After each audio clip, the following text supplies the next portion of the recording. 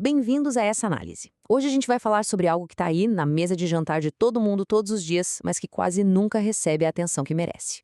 O sal. Essa nossa explicação de hoje vai transformar um tempero que parece super comum, sabe, aquele que a gente até ignora, num assunto metafórico simplesmente profundo. A gente vai muito além de só dar gosto na comida. A fonte de hoje traça uma jornada fascinante, que sai lá do nível microscópico de uma célula humana, passa por uma teologia milenar e chega até o conceito gigante dos nossos ecossistemas. A ideia aqui é desvendar a magnitude e o significado oculto que existe dentro de um simples minúsculo grão de cloreto de sódio. Bom, vamos mergulhar logo de cara nisso. O texto base identifica esse mineral de um jeito que surpreende qualquer um. Ele é descrito de forma muito precisa como o elo de ouro entre a preservação física e a integridade espiritual. É uma afirmação bem forte, né? De repente, aquele pozinho banal não serve mais só para salvar o sabor de uma receita.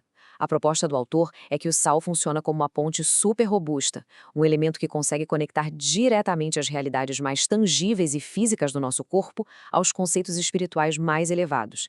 É literalmente a dualidade perfeita entre o material e o imaterial. O que é realmente interessante nessa comparação é o contraste brutal que a gente vê.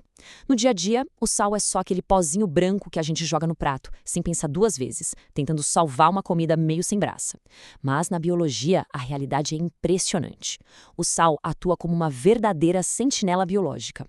Ele impõe limites super rigorosos através daquele processo de osmose.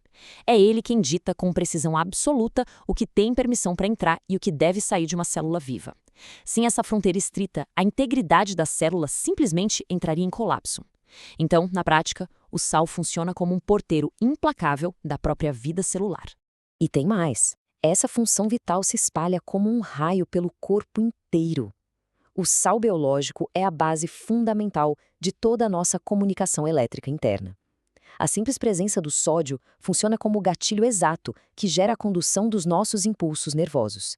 É graças a essa dinâmica elétrica ultra rápida que o cérebro consegue bater um papo constante com o corpo de forma ininterrupta. Pensa bem, sem o sal ali trabalhando ativamente nos bastidores para gerar essa eletricidade da biologia na sua forma mais pura, o cérebro perderia a capacidade de enviar comandos e o corpo ficaria completamente paralisado, sem chance de comunicação.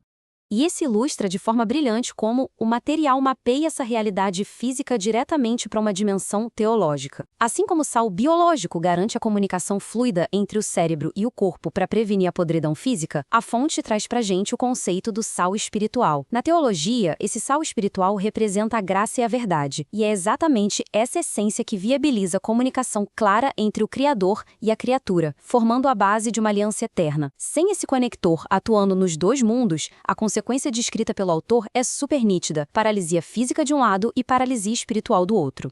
É fundamental entender o motivo exato de o sal ter ganhado todo esse peso simbólico ao longo da história.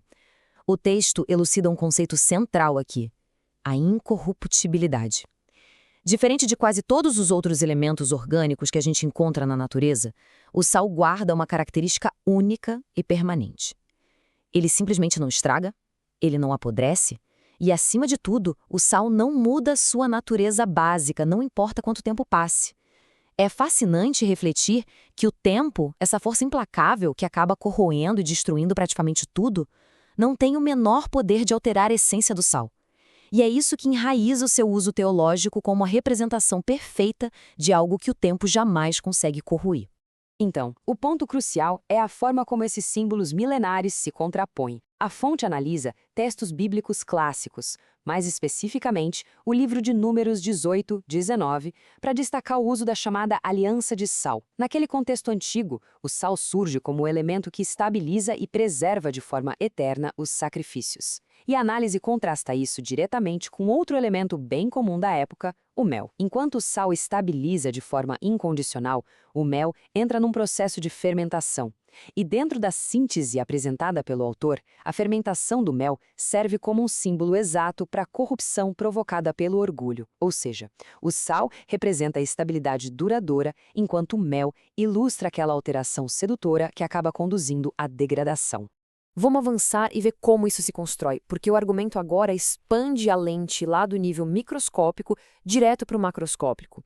A menção poética que o texto faz à biologia das marés nos permite contemplar o grandioso paradoxo do mar. Imagina só, o oceano é imenso, incansável e as águas dele são extremamente salgadas. Mas em vez de ser um ambiente estéril, o mar se converte no berço de uma riqueza biológica que é quase inacreditável. Essa presença monumental de água salgada cria um ambiente dinâmico, pulsante e absolutamente cheio de vitalidade. Em larga escala, o sal atua mais uma vez fomentando a vida, só que agora num nível geográfico colossal. Mas qual é o motor que sustenta toda essa energia? O texto nos dá uma definição muito precisa: o movimento. A vitalidade incomparável de um oceano inteiro não é garantida só porque a água é salgada. A vida abundante é impulsionada de modo absoluto pela circulação contínua e ininterrupta de recursos. É uma troca perpétua. É troca de temperatura, de nutrientes e de organismos se espalhando pelos oceanos da Terra. O argumento estabelece de forma clara que a saúde de um ecossistema gigante é fundamentada nesse ato contínuo de compartilhar recursos por meio do movimento constante. A estagnação simplesmente não tem lugar aqui. A vida exige dinamismo extremo. O que nos leva diretamente à constatação mais crua e impactante desse estudo. É imperativo focar na gravidade destas poucas palavras. Onde não há circulação, há morte. Trata-se de uma regra universal que o texto traz à tona de uma maneira inescapável. E não importa se a gente está falando do nível celular, lidando com nutrientes, ou de qualquer dinâmica natural e social. Quando o fluxo de compartilhamento cessa completamente, o ambiente entra em colapso. Reter absolutamente tudo apenas para si não gera preservação, muito pelo contrário, resulta na interrupção definitiva de qualquer processo contínuo de vida. A geografia acaba oferecendo o exemplo máximo dessa dinâmica nociva. Enquanto o oceano dinâmico opera num ciclo de receber águas doces dos continentes, mas ao mesmo tempo compartilhar os seus recursos pelas correntes e pela evaporação, criando todo aquele suporte de vida na Terra, existe o extremo oposto, o Mar Morto. A análise é super direta aqui. O Mar Morto recebe a água continuamente, mas ele apenas acumula. Ele não compartilha as águas dele com nenhum outro lugar do planeta.